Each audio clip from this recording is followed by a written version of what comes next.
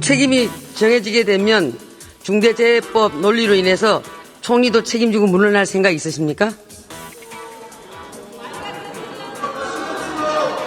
별로 적절한 예가 아니라고 생각하는 것은 의원님께서도 잘 아실 거라고 생각합니다. 우리 사랑하니까 헤어진다는 말이 있습니다. 정청래 대표와 동반 사태에서 이재명 대통령이 짐 좀 덜어줄 생각은 없으십니까?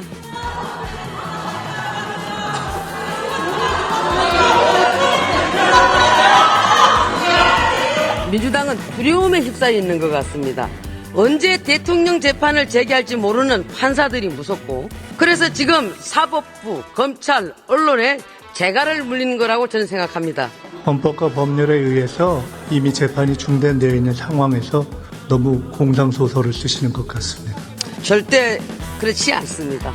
중국의 공안 통치, 이것을 롤모델로 한 거 아닌가라는. 자, 총리 내년 지방선거에 출마하십니까? 내년 지방선거에 출마하십니까? 내년 지방선거에 출마하시냐고 물었습니다. 생각 없습니다. 그건 왜 물어보십니까? 아니, 총리니까 제가 물어보는 겁니다. 네, 생각 없습니다. 이재명 정부의 모든 국정, 인사, 특검이 오로지 지방선거에 맞춰져 있습니다. 정권 자체가 거대한 선거 기획사 수준입니다. 정말 나쁜 정권입니다. 윤석열 정권에서 거부권을 행사하지 않았으면 이미 끝났을 일입니다. 독재재판부다, 인민재판부다라고 규정합니다. 이래서 위헌이다라는 것에 대해서 설명을 못하면서 아니, 사법부의 독립침이라고 얘기했지 않습니까? 이렇게 설명하는 방식은 설명이나 논리가 아닌 것 같습니다. 충분히 나온 내용들을 숙지해 보시고 민주당 국회의원한테도 물어보시기 바랍니다.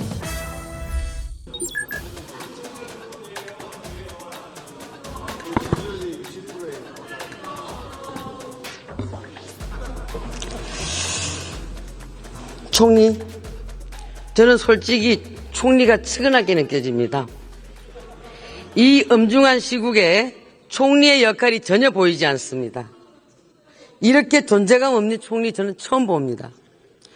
조지아주 근로자 구금 사태, 미국의 관세 협상 압박, 연이어 터지는 군사고, 홍수와 가뭄, 대한민국 총리는 도대체 어디 있었습니까? 하긴 어제 보니까 보이시더라고요. 당정대 엇박자 내고 그런다니까 부부싸움 말리겠다고 하면서 어저께 보이더라고요. 부부싸움을 말려놓으니까 오늘 하는 모습들이 참 과간이 아닙니다. 조희대 대법원장을 물러나라고 당에서 쿵 하고 던지니까 대통령실에서 짝 하고 맞습니다. 우리 총리께서도 대법원장 물러나야 된다고 생각하십니까? 대법원장과 사법부에 대해서 국민들이 어떤 점에 실망하고 있는가에 대해서는 잘 알고 있습니다. 아니, 물러나야 된다고 생각하십니까? 충분히 말씀드린 것 같습니다. 총리는 얼쑤하고 답한 거네요. 당정대가 쿵짝 얼쑤하고 있습니다. 조희대 대법원장 제가 무엇이기 때문에 물러나야 됩니까? 자기에게 불리한 재판을 했다고 대법원장을 물러나라 하는 정권은 저는 보다 처음 봅니다. 한술 더 떠서 선출된 권력이 위에 있다고 했습니다. 선출된 권력이 헌법 위에 있다고 생각하십니까? 국민이 가장 위에 있다는 국민주권의 원리를 설명하는 과정에서 나온 이야기라고 맥락을 읽었습니다. 그럼 그렇게 이해한다 치고 지금 총리께서도 국회의원 신분이시죠? 그렇습니다. 그러면 국회의 입법권이 헌법적 한계가 있다는 건 분명히 알고 계시죠? 그렇습니다. 그 내용이 어떻게 된다고 알고 계십니까? 글쎄요. 그 말씀을 예를 들어보시죠. 국회의원 신분이신데도 입법을 수도 없이 했으면서도 거기에 대해서 입법권자의 어떤 헌법적 한계에 대해서 그렇게 모르신다면은 앞으로 헌법 제37조 2항을 다시 읽어보시기 바랍니다. 대한민국의 헌법이 유린되고 무너지고 있습니다, 지금. K-팝은 나라를 일으키고 있는데 민주당과 대통령실은 나라의 기본을 무너뜨리고 있습니다.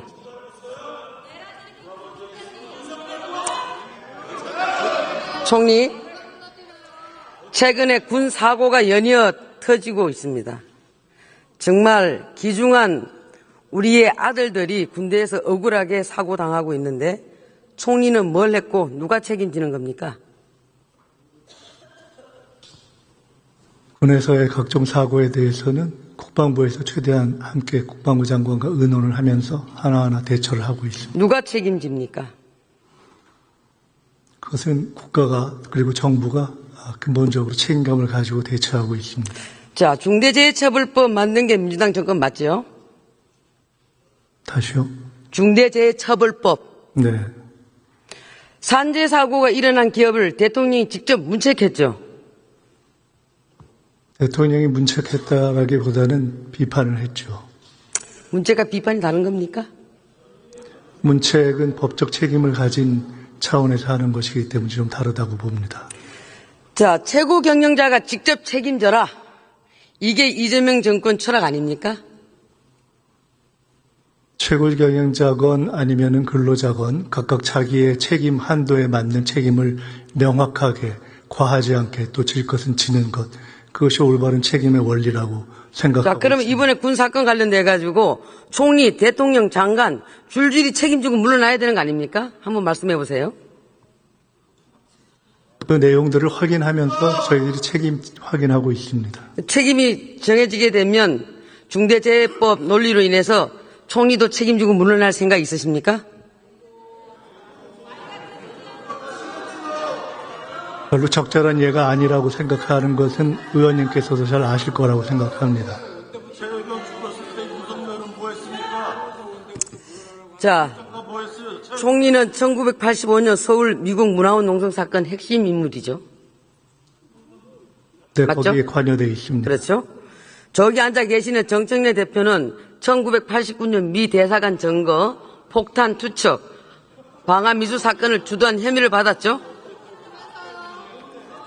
대답해 주시기 바랍니다. 저 때의 일을 지금 국회에서 말씀하시는 것이 어떤 의미가 있는가 생각하고 있습니다. 답변하기 싫다 이 말이죠? 처지가 바뀌어서? 그렇게 답변하기 이해하겠습니다. 싫은 것이 아니라 자, 현재의 정치 상황에 연결시키려는 어떤 논리가 가능할까 생각해 보고 있었습니다. 자, 야반도주 임명한 이것을 강행한 최교진 장관은 천안함이 이스라엘 잠수함이 충돌했다는 황당한 음모론까지 유포했습니다. 그래서 더 나가서 고용노동부 장관이 민노총 출신인데 민노총이야말로 반미 시의 본산이라고 저는 생각합니다. 간첩단 사건까지 연루된 적도 있었죠. 총리 이쯤 되면은 이재명 정권의 주요 인사들이 국익의 최대 걸림돌 아닙니까? 미국이 이런 사람들 면면을 보고 대한민국 정권을 판단하는 거 아니겠습니까? 이런 친북 반미주의자들이 떡하고 버티고 있는데 제대로 된 대미 협상이 가능할 리가 있겠습니까? 여기에 대해서 한 말씀 해주시기 바랍니다. 국익의 최대 걸림돌이었던 많은 장관들로 구성되었던 윤석열 내각 그 시기를 극복하기 위해서 최선을 다하고 있습니다. 동문서답하고 계시는군요. 자, 그러면 지금 미국이 이재명 대통령에게 관세 관련돼서 사인하라고 압박하고 있죠. 협상이 진행되고 있습니다. 지금 안 하는 겁니까? 못 하는 겁니까? 불리한 것을 또는 우리에게 유리한 국익이 최대한 확보되지 않은 상태에서 바로 사인해라 이렇게 근데 기간이 요청하시는 갈수록 건가요? 자동차세와 부품 관세는 계속 25%로 가고 있죠. 그렇습니다. 이것은 국익에 반합니까? 반하지 않습니까?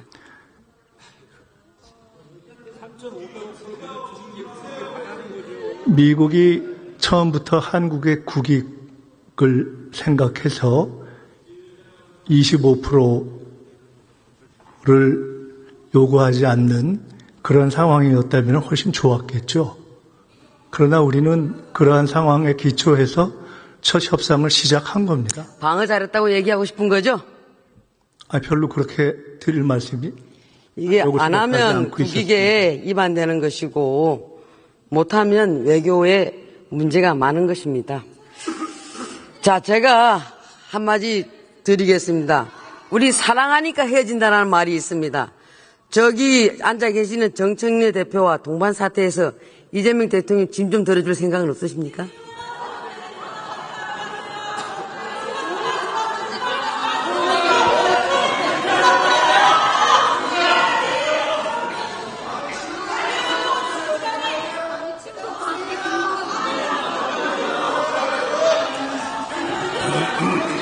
총리님, 임 의원님 지금- 그냥 중간에 추임새로 넣으신 질문으로 생각하겠습니다. 총리님, 지금 민주당이 언론 때려잡기, 검찰 해체, 그리고 사법부 흔들기, 각종 계약들을 동시다발적으로 벌이고 있습니다. 제가 보기에는 이재명 정권과 민주당은 두려움에 휩싸여 있는 것 같습니다. 언제 대통령 재판을 제기할지 모르는 판사들이 무섭고, 언제 이 정권의 치부를 파헤칠지 알 수 없는 검사들이 무섭고, 진실에 입각해서 이재명 정부의 실정과 패착을 낱낱이 보도할 언론들이 무섭고, 그래서 지금 사법부, 검찰, 언론에 재갈을 물리는 거라고 저는 생각합니다. 어떻게 생각하십니까? 헌법과 법률에 의해서 이미 재판이 중단되어 있는 상황에서 너무 공상소설을 쓰시는 것 같습니다. 절대 그렇지 않습니다. 한마디로 방탄 계약입니다. 두려우니까, 떳떳하지 못하니까 아예 싹을 잘라버리겠다. 씨를 말려버리겠다. 완전히 해체시켜버리겠다. 이거 전형적으로 독재 국가에서 벌어지는 일들입니다. 총리, 이게 이재명 정부의 민낯, 민주당 정권의 민낯입니다. 본인 인생에서 민주화 운동에 하신 것을 제일 사랑스럽게 여기신다고 저는 생각하고 있는데, 근데 왜 총리는 민주주의 파괴하는 데 앞장서고 계십니까? 검찰 개혁을 하거나 또는 내란 재판부를 요청하거나 또는 대법관 증언 등등 여러 가지 사안들이 조금 전에 말씀하신 민주주의를 압살한다 하는 것과 어떻게 연관이 되는지 전혀 이해가 되지 않습니다. 근데 많은 국민들이 그렇게 생각하고 계시는 겁니다. 자, 그 다음은 지금 이 정부와 민주당이 선무당 사란다듯이 하고 있는 검찰 개혁에 대해서 한번 봅시다. 지금 이재명 정부가 추진하는 이 검찰 개혁의 롤 모델이 이것을 핵심적으로 참고한 사례가 어디고 어느 나라 제도를 롤 모델로 삼았는지 알고 싶습니다. 여기에 대해서 한 말씀 해주시기 바랍니다. 우리나라에 지금 진행되고 있는 개혁은 국민들의 경험에 기초해서 국민들의 요구에 따라서 우리의 현실에 맞게 만들어가는 것입니다. 본 의원이 알아보기로는 주요 선진 국가에서는 이렇게 하는 데가 어디에 또 없다고 저는 봤습니다. 미국의 FBI는 어디 소속이죠? 미국 FBI는 지금 어느 부처의 소속입니까?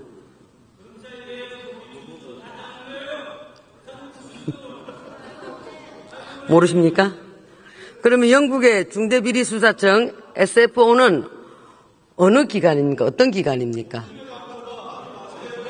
자, 총리께서 여기에 대해서 공부가 제대로 돼 있지 않으신 것 같고, 이런 것도 잘 모르면서 수사, 기소 분리하는 것을, 이런 검찰 개혁을 밀어붙이는 걸 보고, 저는 제대로 검증도 안 된 이 돌연변이 제도가 이런 것을 대한민국에서 실험하는 것, 그리고 우리 국민이 이재명 정권 검찰 개혁 실험용인 것, 국민이 있게 되는 피해, 이거를 어떻게 하실 것인지 총리께 묻고 있는 겁니다. 답변해 주시기 바랍니다. 수사, 기소 분리는 수사를 하고 그것이 기소로 이어지는 것이 아니라 기소를 정해놓고 그 방향을 정해놓고 그것에 수사를 맞춰온 우리 검찰의 문제점을 국민들이 오랫동안 지켜보고 그것을 개선해야 되겠다라는 그 요구가 모아져서 종합된 방향이라고 생각합니다. 여기에서 국민에 있게 될 피해에 대해서는 어떻게 하실 겁니까?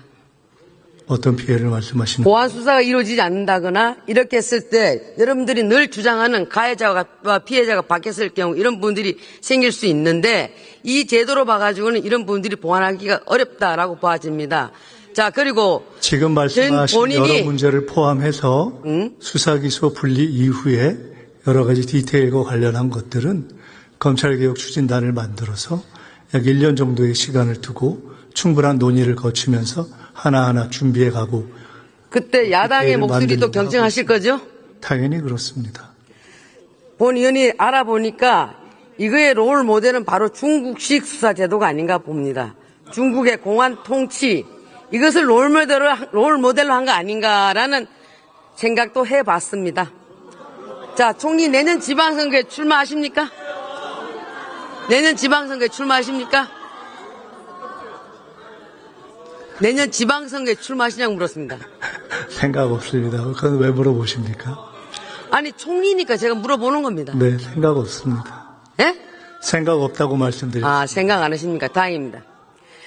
지금 이재명 정부의 모든 국정, 인사, 특검이 오로지 지방선거에 맞춰져 있습니다. 정권 자체가 거대한 선거 기획사 수준입니다. 특검 연장도 결국 같은 정략적 의도지요. 내년 지방선거까지 억지로 특검을 끌고 가서 특검 수사와 기소, 재판, 뉴스 이런 것을 온통 도배해서 우리 국민의 눈과 귀를 가리겠다. 정말 나쁜 정권입니다. 윤석열 정권에서 그 특검들을 거부권을 행사하지 않았으면 이미 끝났을 일입니다. 선거하고는 아무 자, 상관이 그리고 또 제가 묻습니다. 이 야당 탄압도 모자라서 서울시장이랑 부산시장에게도 칼을 겨누고 있습니다. 내란 동조 세력으로 낙인을 찍어서 선거에서 떨어뜨리겠다. 이 광란의 칼춤, 이게 정상입니까? 대한민국 법치국가가 맞습니까, 총리님? 한번 얘기해 보십시오. 법치국가를 무너뜨리려고 했던 내란으로부터 지금 벗어나고 있다고 생각합니다. 자, 총리님, 대통령께서 사법부는 권력 서열상 입법부 아래에 있다 이렇게 말씀하셨습니다. 대통령의 발언 어떻게 들으셨습니까? 아까 말씀드렸듯이 국민 주권, 국민의 권리가 가장 중요한 것이다라는 원칙적인 상황을 설명하면서 나온 이야기입니다. 입법부에 대해서 강조한 것은 그런 것이 각각의 입법, 사법, 행정을 구성하는 선차성의 원리를 설명하는 그런 하나의 예로 보시면 될 것 같습니다. 저는 입법부도 무한정에 저는 그 권한이 주어진다고 절대 생각지 않습니다. 그것도 우리가 헌법을 위배할 수는 없는 것이고 37조 2항을 잘 보시기 바랍니다. 저는 사법부는 입법부, 행정부 밑이다. 복종해라. 시키는 대로 해라. 주문한 대로 판결해라. 안 그러면 가만 안 둔다. 대통령이 대놓고 헌법을 부정하고 있다고 생각합니다. 허위사실 유포하지 마세요. 그리고 내란 특별재판부가 왜 이연이냐 이렇게 말씀하셨는데 총리도 이렇게 동의하십니까? 내란 특별재판부가 이래서 위헌이다라는 설명을 해주시면 한번 생각해 보세요. 아니 대통령께서 이연이다라고 하는데 총리께서 동의하시냐고 묻습니다. 무엇이 위헌이다라는 설명 없이 위헌이다. 여기에 대한 수많은 법조계 인사와 학자들 그리고 민주당 내부에 있는 국회의원조차도 이 부분에 대해서는 사법부 독립 침해다라고 했습니다. 그래서 이어마다 경고했습니다. 충분히 그건 알고 계실 거라고 저는 믿습니다. 저는 이것을 강행한다라고 한다면 독재재판부다, 인민재판부다라고 규정합니다.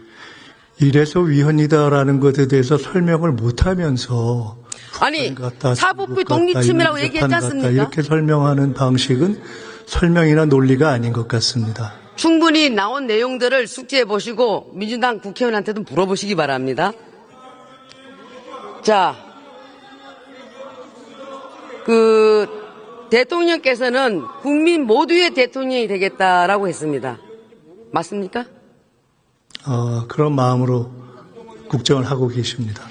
인사가 만사라고 저는 생각합니다. 근데 인사를 보게 되면은 보훈 인사, 가신 인사, 청구서 인사, 민노총이 내민 청구서는 노동부 장관으로, 정교조가 내민 청구서는 교육부 장관으로, 조국 혁신당이 내민 청구서는 조국 사면으로, 개딸이 내미는 청구서는 윤미향 사면으로, 약점 많은 대통령이 5년 내내 정치 채무만 갚다가 끝나지 않을까 걱정됩니다.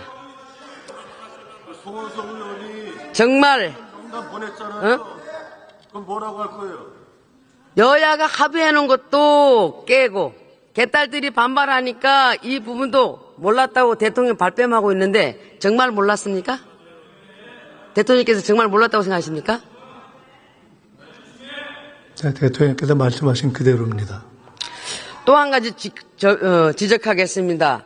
이재명 정권의 매변 매직 정권, 변호사들, 나를 변호해준 모든 변호사들, 이 많은 변호사들에게 직을 줬습니다. 이 정권이 이렇게 해서 되겠습니까? 한마디로 매변 매직은 범죄입니다. 범죄. 예? 정권이 분노하고 있습니다. 이 부분 반성하시기 바랍니다. 들어가시기 바랍니다. 들어가시기 바랍니다.